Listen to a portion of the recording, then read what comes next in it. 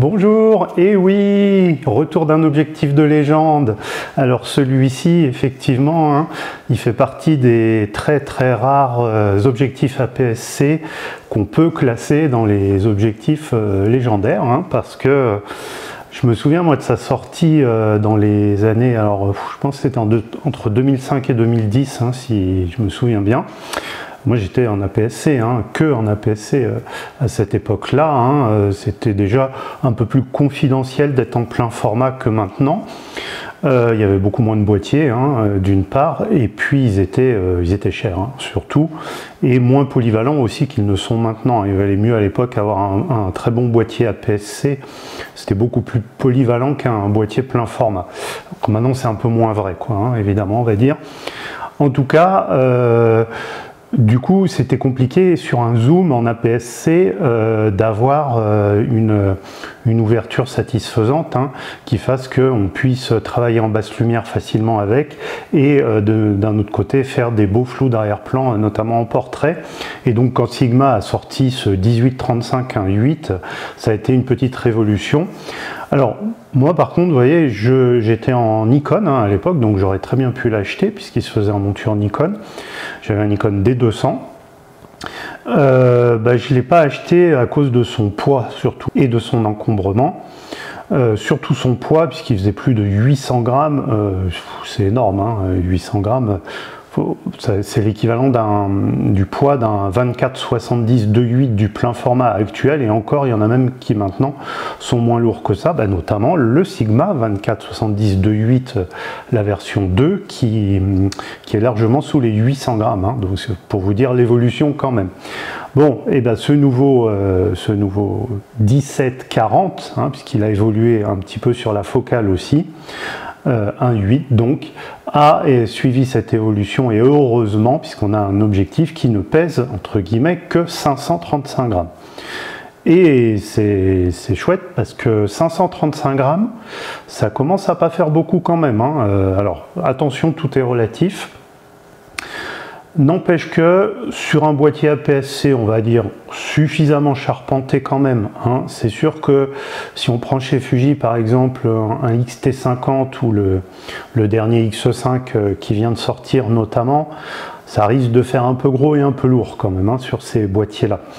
Chez Fuji, si vous êtes sur la gamme XT à un chiffre, donc un XT5 par exemple, ou bien sûr un XH2 ou un XH2S, vous n'allez pas avoir de mal à mettre en combo cet objectif avec votre boîtier, bien sûr.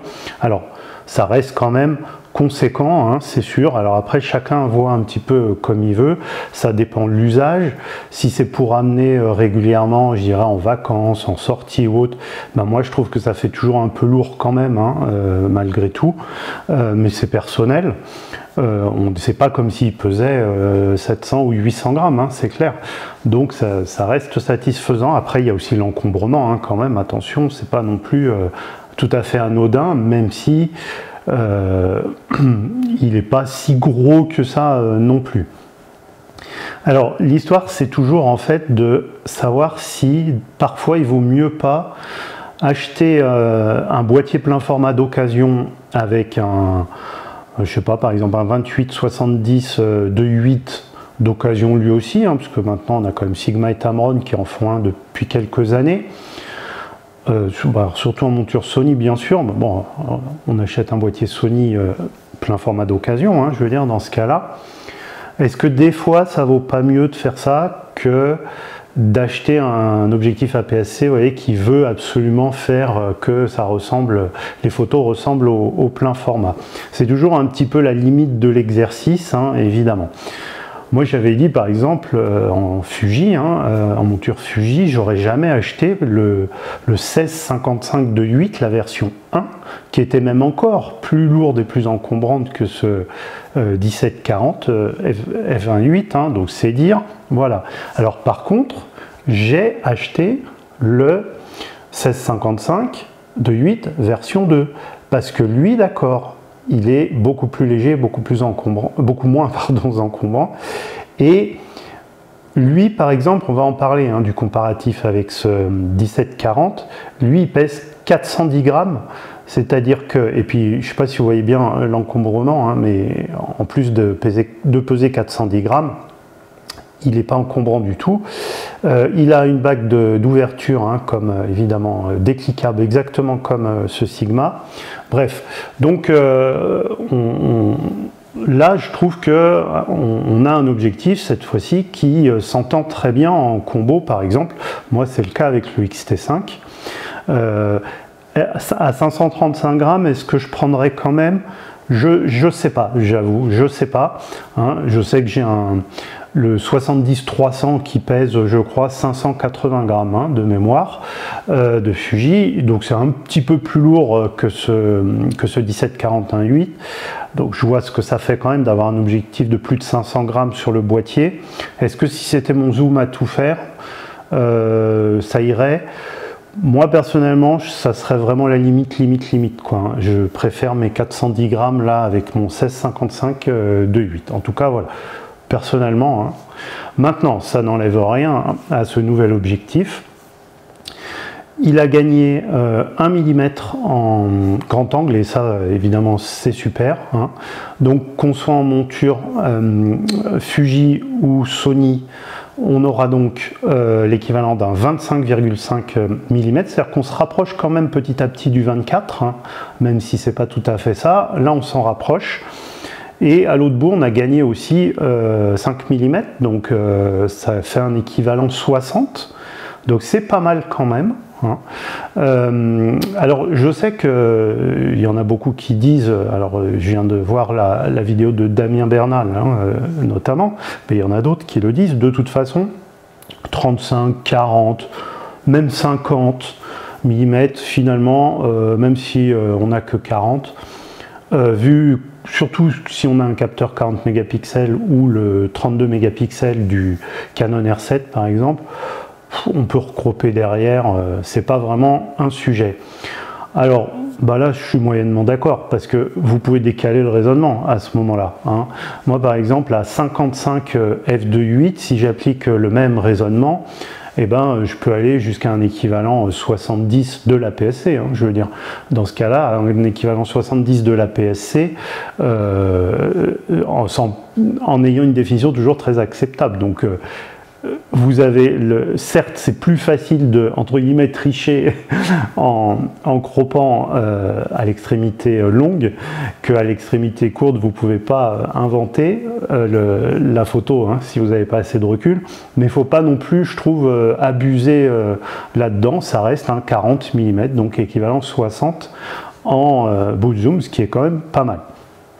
Alors, du coup, l'ouverture 1.8, ça fait quoi par rapport à du plein format? Puisque c'est quand même ça un peu l'idée, hein, on va dire, de cet objectif. Alors, vous savez sans doute hein, qu'entre le plein format et l'APS-C, si on veut la même profondeur de champ en faisant un même cadrage, hein, bien sûr, et en étant à la même distance de son sujet, bien sûr aussi, eh bien, il faut à peu près un stop de plus pour avoir la même profondeur de champ. Donc, du coup, ici, on est à f1.8, c'est l'équivalent, on va dire, d'à peu près un f2.6, f2.7 du plein format. Pour simplifier les choses, on va dire que c'est quasiment du f2.8, hein, parce que, en fait, ce qui est vraiment équivalent entre le plein format et l'APS-C, c'est le f2 de l'APS-C avec le f2.8 du plein format. Voilà. Bon, entre 1.8 et 2, c'est la différence, on va dire, en tout cas pour la profondeur de champ, c'est anecdotique hein, quand même. Donc on va se dire ça équivaut à peu près à un f2.8 du plein format.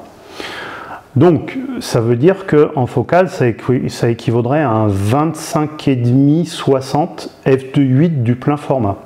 Vous voyez, c'est là que des fois, moi je ne peux pas m'empêcher de me dire il vaut mieux presque un 24-70 2.8, alors ça sera plus lourd et plus encombrant sur le plein format d'occasion, peut-être que avoir cet objectif à demeure sur son boîtier APS-C. Encore une fois, c'est une réflexion. Hein.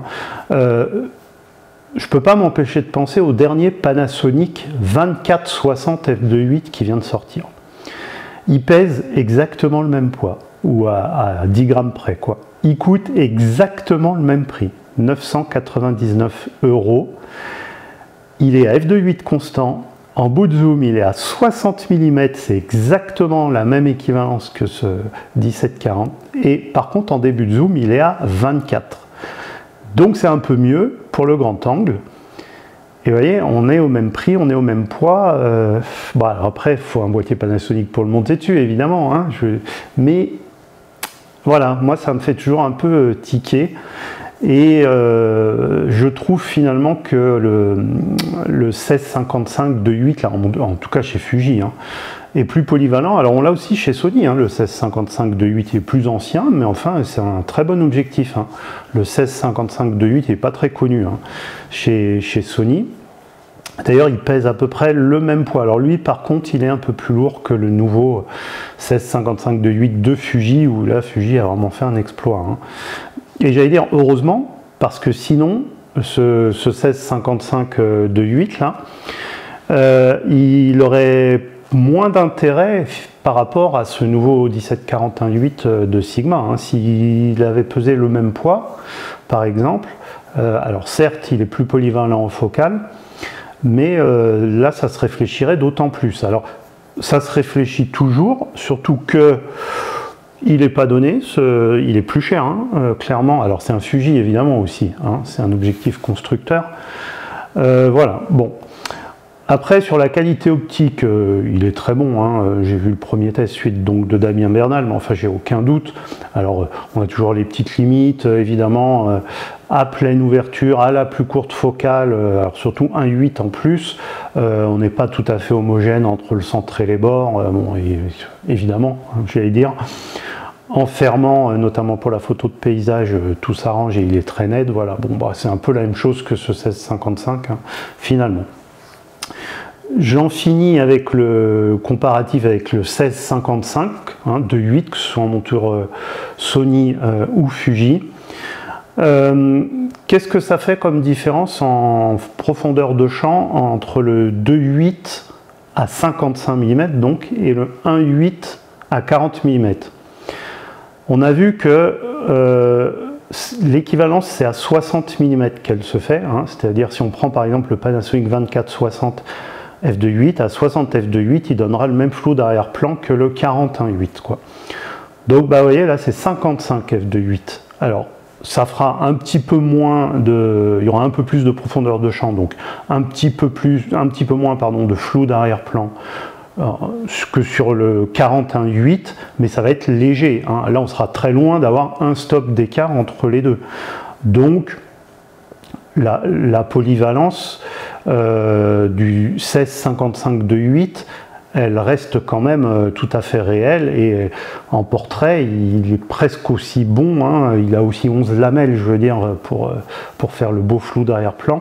Ça fait quasiment un aussi beau flou d'arrière-plan que le 41.8. Voilà, donc, et puis donc le 1655 qui commence à 16 surtout, et donc ça fait un 24. Hein.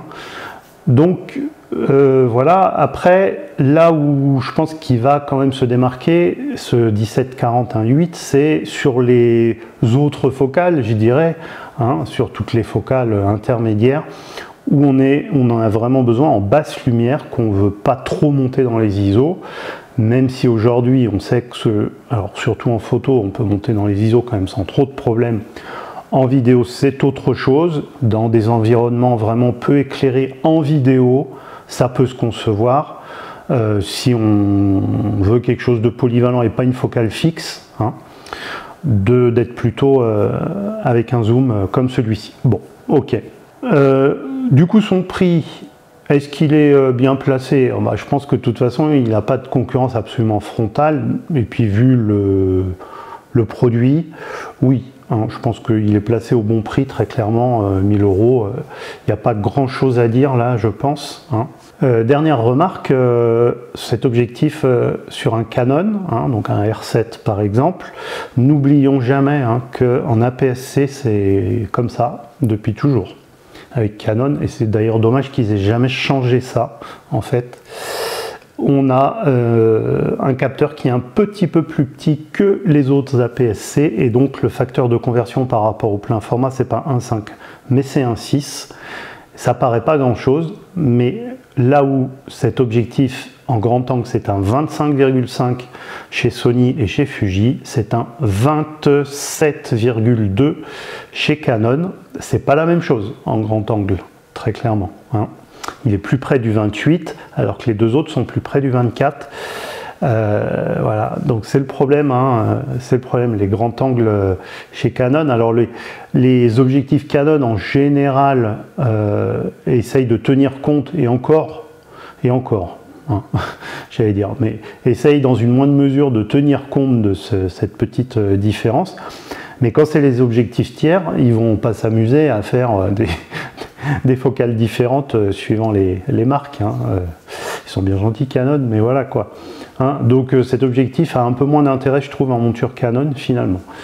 Voilà, bah, écoutez, ce sera tout, hein, pour cette petite vidéo. En préparation, une vidéo sur le comparatif entre le capteur 26 mégapixels de Fuji et le capteur 40 mégapixels. Et puis aussi en préparation, une vidéo premier bilan du Fuji X-T5. Voilà, merci de votre attention. N'hésitez pas à vous abonner comme d'habitude. Au revoir.